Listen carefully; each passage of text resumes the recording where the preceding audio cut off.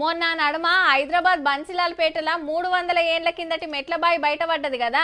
50 ఫీట్ల లోతుండే గా బాయిని వెనకట నిజాం రాజులు తవ్విచ్చిందని చెప్తున్నారు.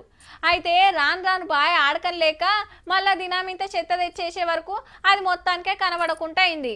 ఆ నడుమ చెత్త తీస్తుంటే ఆడ బాయి ఉన్నట్టు తెలిసి తవ్వి చూస్తే పెద్ద మెట్ల బాయి కనబడ్డది. ఇక ఇప్పుడు గీడ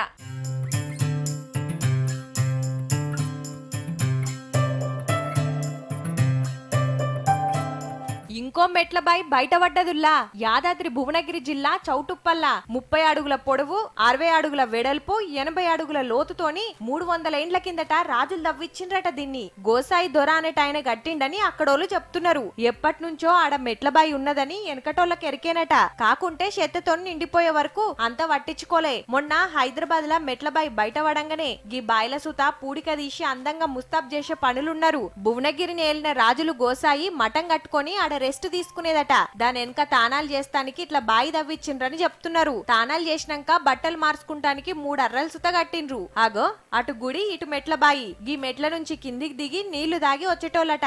అప్పట్లా చుట్టుముట్టు 15 ఊర్ల పబ్లిక్ మంచి నీళ్లు తీసుకోబోయేదంటే చూడుర్రిగా. వెనకటి బాయి కదా అని పనిమంతులు రాత్రిపూట షికార్లు చేసేదట. బగ్గనే లంకె బిందెల కోసం పోయి కొందరు కాలం చేసిండ్రట కూడా. లంకె బిందెలు ఉన్నాయని నైట్ దొంగలు తిరుగుతున్నారు. ఇప్పుడు గవర్నమెంట్ హ్యాండ్ ఓవర్ చేసుకున్న తర్వాత ఎవరు రావడానికి భయపడుతున్నారు. ఇప్పుడు దాన్ని పట్టించుకుంటూ ఎవరు లేరు. ఇప్పుడు గవర్నమెంట్ పర్యాటక కేంద్రంగా మార్చి దాన్ని అభివృద్ధి చేయాలని కోరుకుంటున్నాం. గవర్నమెంట్ హ్యాండ్ ఓవర్ చేసుకున్నాక దొంగలు ఇటు మొకాన వస్తలేరట. హైదరాబాద్ విజయవాడ హైవేలు ఉన్నది కాబట్టి దీన్ని టూరిస్ట్ జాగ లెక్క డెవలప్ చేస్తే బాగుంటదని అంటున్నారు లోకలోళ్ళు.